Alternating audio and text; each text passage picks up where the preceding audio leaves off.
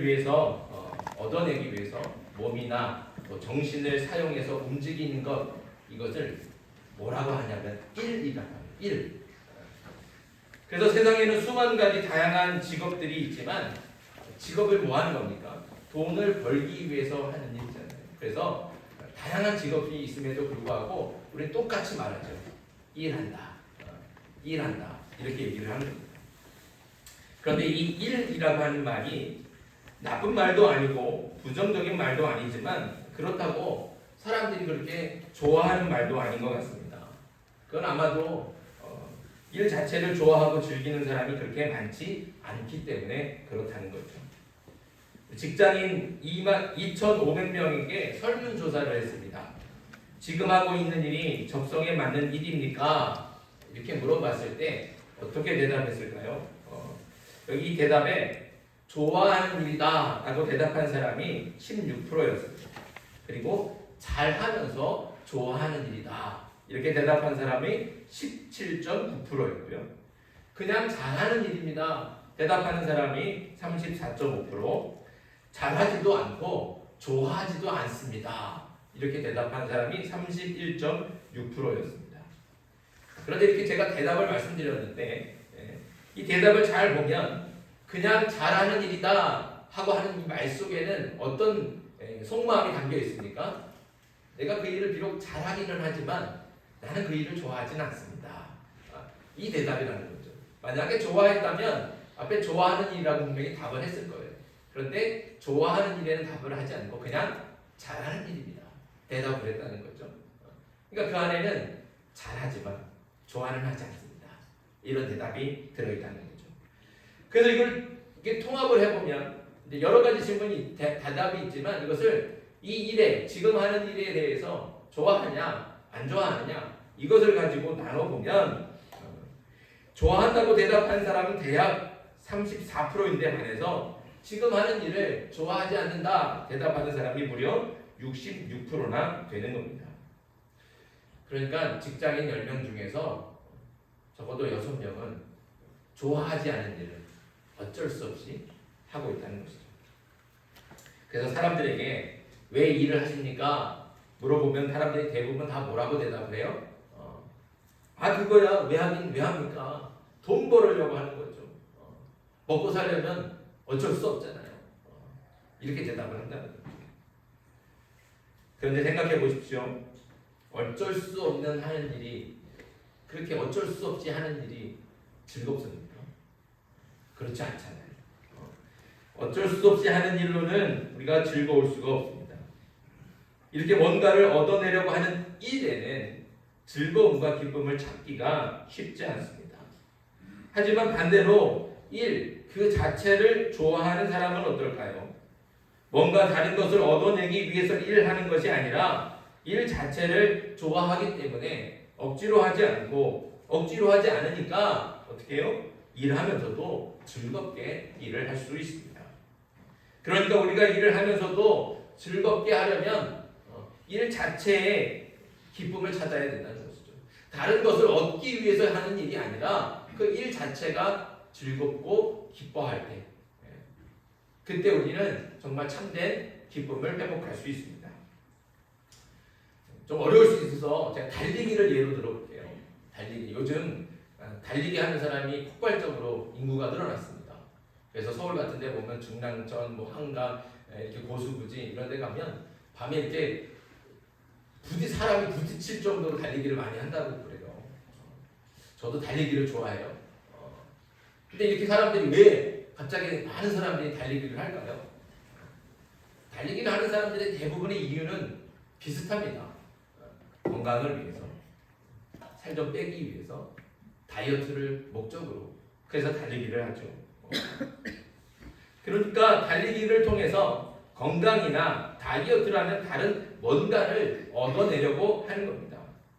하지만 이렇게 뭔가 다른 것을 얻어내려고 하는 순간부터 달리기는 그때 뭐가 되는 거예요? 일이 된다는 거죠. 달리기가 일이 되는 거예요. 그리고 그 일이 되는 순간부터 즐거움과 기쁨을 찾기가 어렵습니다. 건강을 위해 또 다이어트를 위해서 어쩔 수 없이 하는 일이 되니까 즐겁지 않고 힘들기만 하죠. 그러면 매일 달리기를 하겠다고 그렇게 굳게 결심을 했음에도 불구하고 내가 이번에 살 좀 꼭 빼야지, 내가 이제 매일 달리기를 하리라 굳게 결심을 하지만 그게 일이 되는 순간부터 어떻게 해요? 자꾸 안 하는 핑계를 찾게 되는 거예요.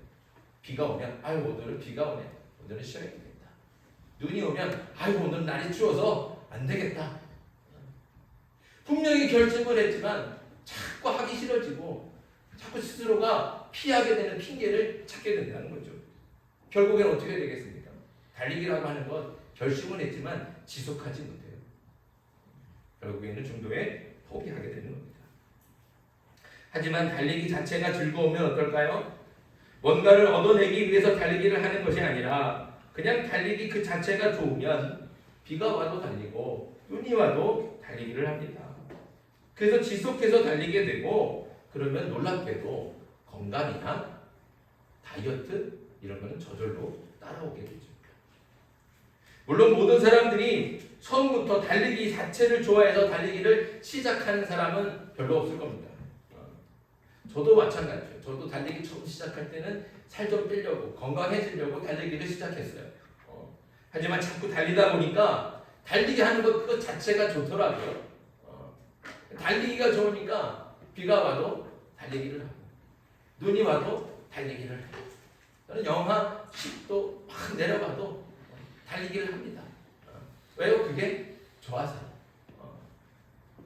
그러니까 아무리 힘들고 어려워도 그거를 한다는 것이죠. 그리고 지금까지도 그렇게 달리기를 해오고 있습니다. 이렇게 뭔가를 얻기 위해서 하는 행위는 어쩔 수 없이 하는 일이 되는 것이고 일이 되는 순간 즐거움은 사라지고 결국에는 지속할 수도 없게 되는 것입니다.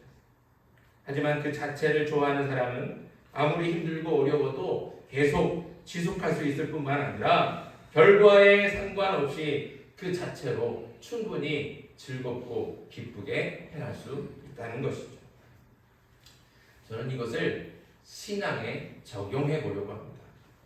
여러분 신앙생활을 왜 하십니까? 예수님을 왜 믿습니까?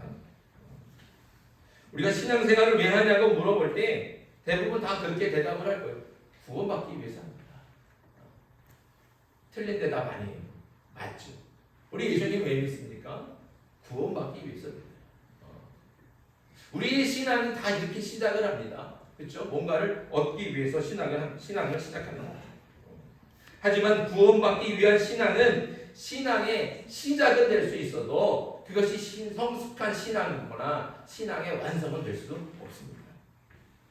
신앙도 무엇을 얻어내기 위한 신앙이 되는 순간 그건 역시 일이 됩니다.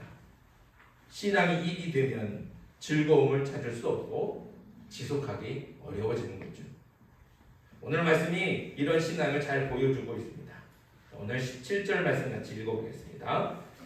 17절 시작. 예수께서 길에 나가실 때 한 사람이 달려가서 끌어앉아 묻자오되 선한 선생님이여 내가 무엇을 하여야 영생을 얻으리까. 아멘.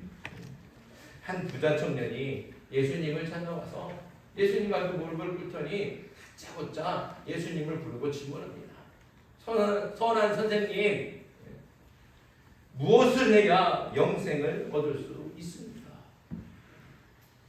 이 청년은 영생을 얻고 싶어서 예수님을 찾아온 겁니다.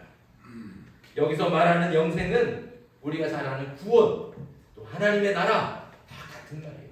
영생, 구원, 하나님 나라 다 같은 말이에요. 그러니까 이 청년의 질문은 뭡니까? 어떻게 해야 하나님 나라 갈 수 있습니까? 무엇을 해야 구원받을 수 있습니까? 이 질문이라는 것이죠. 그런데 이 질문을 잘 보면 이 청년은 구원에 대해서 잘못된 고정관념을 가지고 있다. 이것을 알 수 있습니다. 청년은 뭐라고 질문합니까? 무엇을 해야 구원을 받을 수 있습니까? 무엇을 해야 영생을 얻을 수 있습니까? 이렇게 질문하죠. 이 질문을 거꾸로 돌려보면 이 청년은 영생을, 그러니까 구원을 무엇을 해야만 얻을 수 있는 것으로 알고 있다는 것이죠. 무엇을 해야만 얻을 수 있다. 어떤 행위가 있어야지만 구원을 받을 수 있다 이렇게 생각하고 있습니다. 그래서 무엇을 해야 구원을 받을 수 있냐고 물어보고 있는 겁니다. 그런데 무엇을 해야 구원 받냐고 질문하고 있지만 사실 이 청년은 이미 자신이 듣고 싶어하는 대답을 가지고 있습니다. 그 대답은 이 청년이 예수님을 부르는 호칭에서 찾을 수 있어요. 이 청년이 예수님을 뭐라고 부릅니까? 네, 선한 선생님 이렇게 불렀거든요. 그럼 왜 예수님? 다른 칭호가 많잖아요. 다윗의 자손이요, 하나님의 아들이시요, 뭐 이런 칭호들 많이 있는데 왜 이 청년은 굳이 예수님을 향해서 선한 선생님 하고 불렀을까요?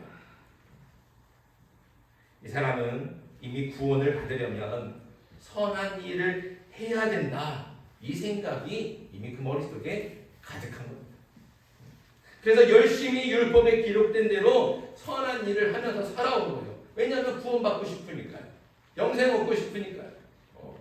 그래서 오늘 말씀의 19절을 보면 예수님께서 청년에게 말하죠. 살인하지 말아라, 간음하지 말아라, 도둑질하지 말아라, 거짓 증언하지 말아라, 소경대하지 말아라, 네 부모를 공경해라.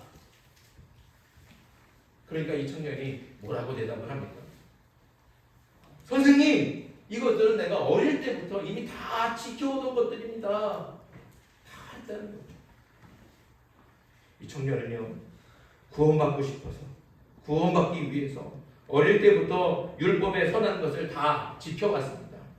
그런데 문제는 그렇게 율법을 잘 지키고 선한 행실을 많이 하면 구원을 받을 줄 알았는데, 영생을 얻을 줄 알았는데 이 자기 마음속에 확신이 없는 거예요.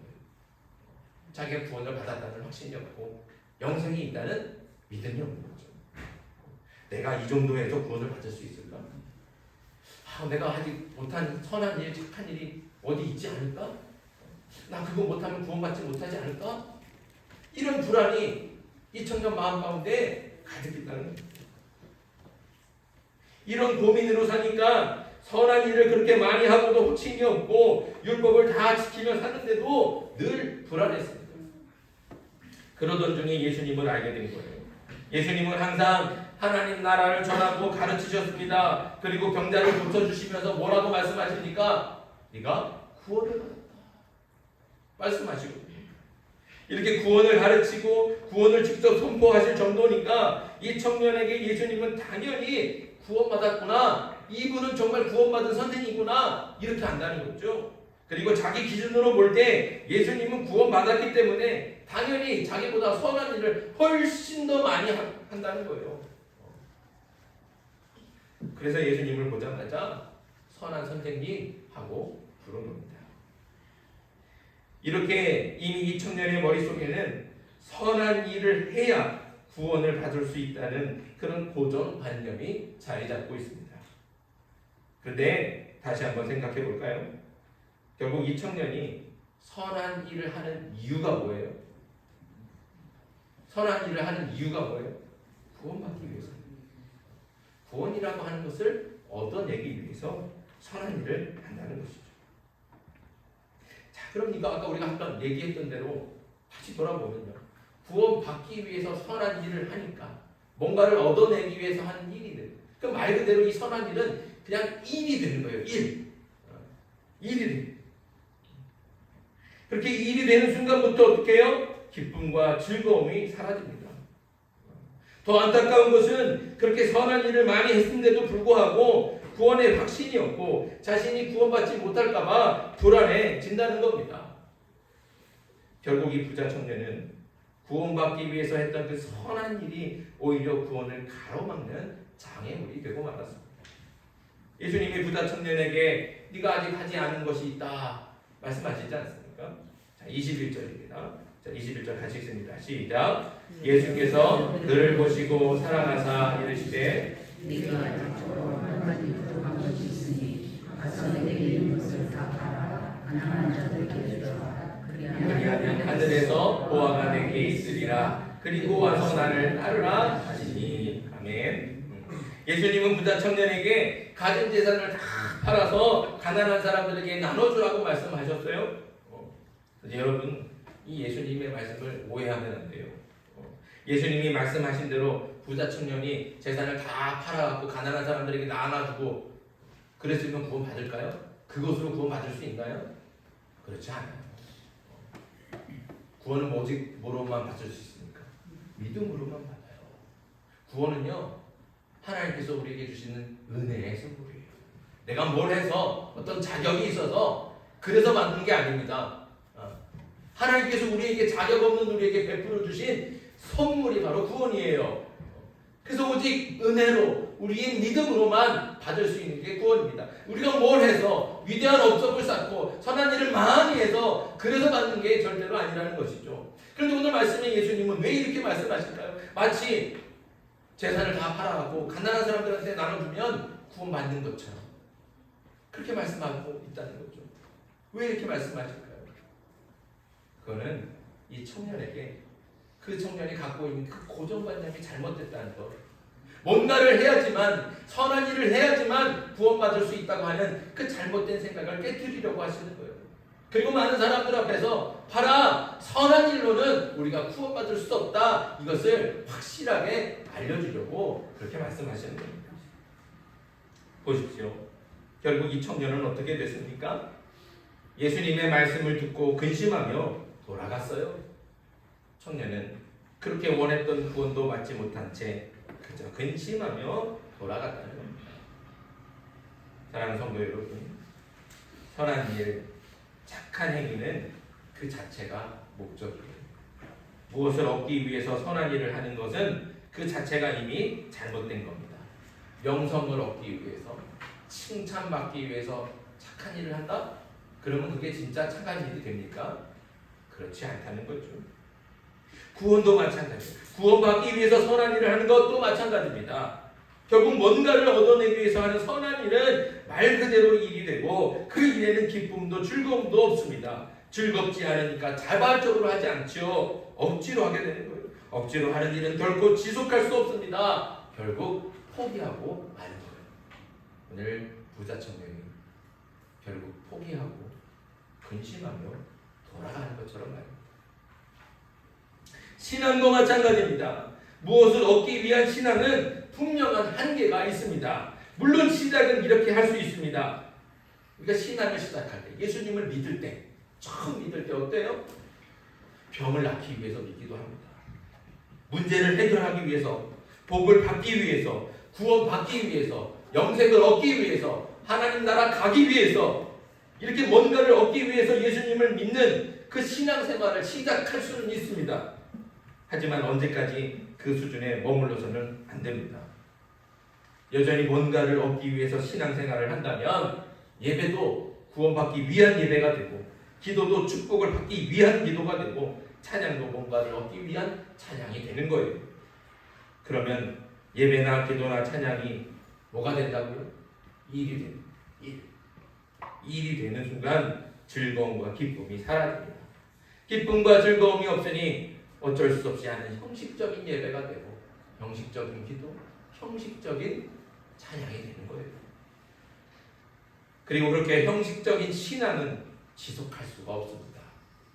결국에는 부자 청년처럼 중도에 포기하고 근심하며 돌아가게 된다는 거예요.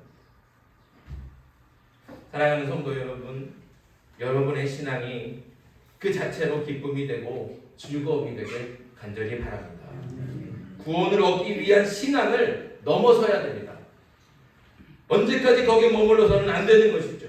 구원뿐만 아니라 뭔가를 얻어내기 위한 하는 모든 신앙의 행위, 종교 행위, 이것들을 다 버려야 됩니다. 은혜를 받기 위해서 예배하면, 찬양하면 하나님께서 기뻐하시겠습니다. 아니라는 거죠. 은혜를 받기 위해서 예배하며 찬양하는 것이 아닙니다.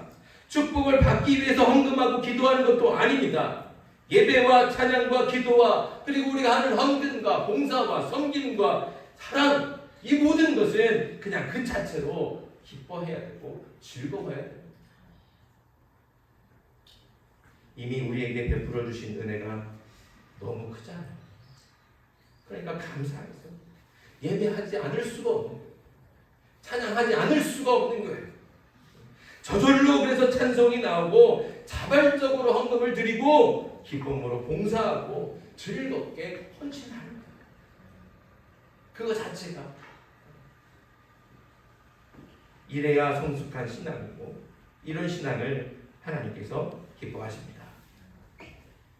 우리의 예배와 기도와 찬양이 어쩔 수 없이 일처럼 해야 하는 예배나 기도나 찬양이 되지 않기를 바랍니다. 우리 신앙이 그런 신앙이 되지 않기를 바랍니다. 하나님을 예배하며 날마다 기도하고 항상 찬송하는 것, 예수님을 믿는 것, 그 자체가 가장 큰 기쁨이고 즐거움이 되기를 바랍니다. 그래야 비가 와도 예배하고 눈이 와도 찬양하고 아무리 힘들고 어려워도 포기하지 않고 끝까지 믿음을 지키고 신앙을 지속할 수 있는 거예요. 근데 우리가 뭔가를 얻어내기 위해서 예배하고 찬송하면 그것을 얻어내지 못하면 지치게 되고 그것을 받아내지 못하면 시험되게 돼요. 그게 지속이 안 되는 거죠. 즐거움이 없습니다. 기쁨이 없어요. 신앙하는 생활에 신앙생활에 기쁨이 없다. 저와 여러분들이 이런 신앙으로 머물러 있으면 안 된다는 거죠. 우리가 정말 신앙생활하는 것, 예수님을 믿는 것 그 자체가 우리에겐 가장 큰 기쁨이고 가장 귀한 선물이 되길 소망합니다. 그러니까 다른 것하고 바꿀 수가 없는 거예요. 예배드리는 게 가장 큰 기쁨이고요. 기도하는 게 가장 큰 즐거움인 거예요. 그러니까 저절로 찬송이 나오는 거고 누가 시키지 않아도 교회 나오는 거예요. 누가 억지로 불러다가 놓고 자꾸 시키고 그래서 어쩔 수 없이 나와 앉아있고 그럼 형식적인 예배가 돼요. 그런 예배와 신앙은 지속될 수 없다는 거죠. 사랑하는 성도 여러분, 저와 여러분들이 이렇게 일처럼 하는 신앙이 되지 않길 소망합니다. 우리가 드리는 예배, 우리가 드리는 기도, 우리가 드리는 찬송, 이 모든 것들은 그 자체로 가장 큰 기쁨이 될 줄 믿습니다. 그래야 우리의 신앙이 지속할 수 있다는 거죠. 그리고 이런 신앙일 때 구원은 하나님께서 주시는 은혜의 선물로 당연히 따라오게 됩니다. 구원만 그러겠습니까? 축복도 은혜도 하나님께서 선물로 주신다는 거죠. 그러니 뭘 얻기 위한 신앙, 이것을 넘어서서 우리의 신앙이 예수님을 믿는 것 자체가 가장 큰 기쁨이고 즐거움이 되는 그런 신앙이 되길 소망합니다. 그래서 하나님을 예배하며 찬송하고 기도하는 신앙, 그 신앙생활 그 자체가 가장 큰 기쁨이요 즐거움이 될 수 있는, 그래서 다른 것도 어떤 것하고도 바꾸지 않는 그 신앙을 다른 것하고도 바꾸지 않는, 그게 제일 기쁨, 그게 가장 큰 즐거움입니다. 저와 여러분들의 신앙생활이 이런 우리 삶에서 가장 큰 기쁨이 되고 즐거움이 되는, 그래서 그 어떤 것하고도 바꾸지 않는 그런 신앙이 되길 주님의 이름으로 축복합니다. 기도드리겠습니다. 하나님,